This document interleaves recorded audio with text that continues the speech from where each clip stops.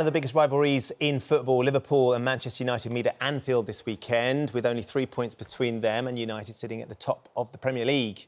Well, on the pitch, our next two guests were fierce rivals, but also England teammates. And now, of course, very respected sports pundits. We've got former Liverpool legend Jamie Carragher joining us now, alongside former Manchester United star Gary Neville. Good morning, gents. Good to have you with us this morning. Good morning. Good morning, Kate. Hi. Jamie, I wonder what the feelings are. I mean, the two of you know only too well about this match and the rivalry involved. What will be the feelings for the players, the eve or the night or the day before the match actually happens, with so much on the line as well? How do you remember feeling before you were taking on Manchester United? Well, it should be excitement, really. It's a huge game, one you look forward to when the fixtures first come out, and there's more riding on this game than there has been for years before. In some ways, we're still only halfway through the Premier League season. We should remember that. But yes, I think it should be a little bit of a shock to the system. I think with some of the Liverpool players, because they're not used to Manchester United being so close to them in the last couple of years.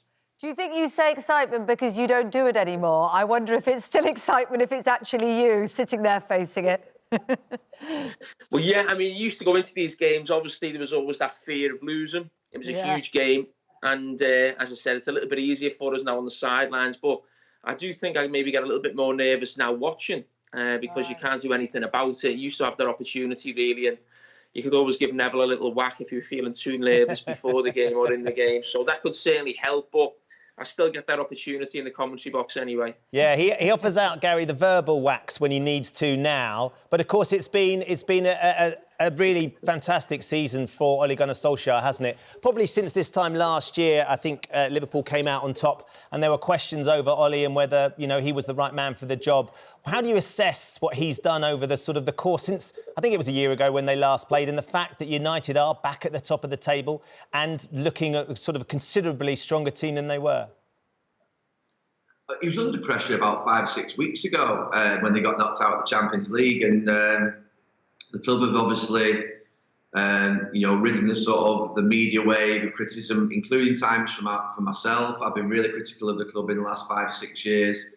But what I would say is that Ole seems to have brought a little bit of order to the recruitment in the last 2 or 3 years, and at this moment in time, through winning, not playing well earlier on in the season, they started to build a lot of confidence, and now they're playing a lot better. And I mean, Manchester United fans the last 3 or 4 days have been having a little bit of had to pinch themselves, really, because if you'd have said we'd be top of the league at Manchester United in January, you said absolutely no chance. Liverpool were certain to win the league this season 2-3 months ago until Van Dijk got injured. City, I think, are starting to play well now. Tottenham were then mentioned. Chelsea had a good run. It is a topsy-turvy season, but one that we're enjoying because, I'm enjoying it this moment in time because we're...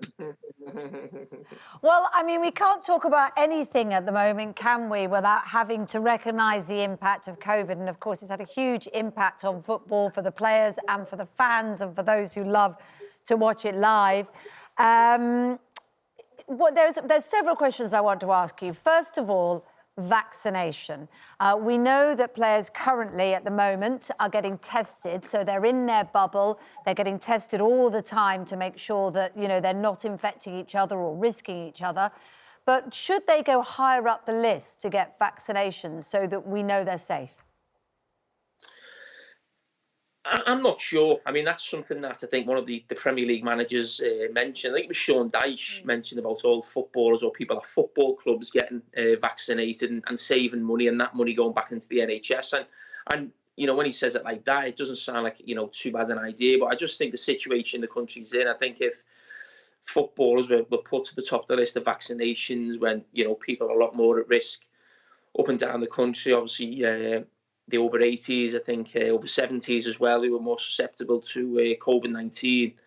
I don't think it'd go down well at all throughout the country, really. So I think the situation that we're in right now, I think is right. I think players are as safe as they possibly can in terms of getting tested. I think twice a week, certainly, in the Premier League. But in terms of vaccinations, no, I think it's got to start with the elderly and people with underlying illness issues that obviously are affected a lot more with COVID-19, and we need to do that as quickly as possible. Yeah, Gary, I think it was Big Sam Allardyce, who said football needs a fire break. We need to stop because, you know, the infections are rife. We've seen that COVID has decimated the Aston Villa side over the last few weeks. I mean, I think they put out an under-23 side in their match against Liverpool. Did an amazing job for the first half particularly, and they've had a couple of games cancelled.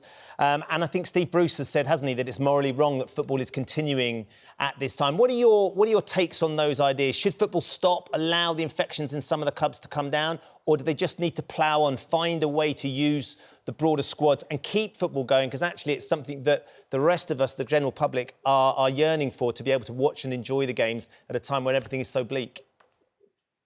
Yeah, I mean, I was really cautious coming out of the first lockdown where we didn't know a lot about the virus, and obviously at that time it was everybody, I think, was living in anxiety and fear because of this unknown pandemic that had just hit us, and we were very cautious. I think the fact that football has operated for 7 months without any major health issues. I mean, if you go back to the criteria that had to be met for football to come back first time around, it was around players safety, staff safety, and obviously the operational match day teams that are working at the ground safety. And then you obviously had, would it overwhelm the NHS? Would it contribute to obviously a worsening crisis within the NHS? You'd have to say in 7 months that those criteria that I've just mentioned have been met, and that there isn't, you know, players are being tested twice a week. Jamie just mentioned that it's at Premier League level, but at EFL level, the players at Salford City, I'm an owner there, are now being tested twice a week. We had 40 tests yesterday at Salford City. There were no positive tests, thankfully.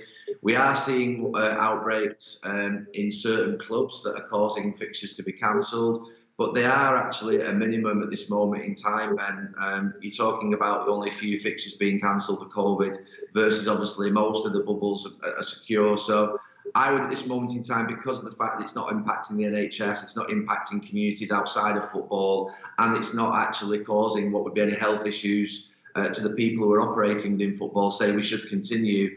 I don't buy a lot. I don't with that. Can I just, sorry to interrupt you, but we're so tight for time. I just want to ask you about hugging. We know that, as you say, those that are hugging to celebrate in teams are safe because they've all been tested and know they're safe. But what about the optics of it? We've seen rugby players doing alternatives. Very quickly, what about the optics? Should they stop hugging to encourage us all not to?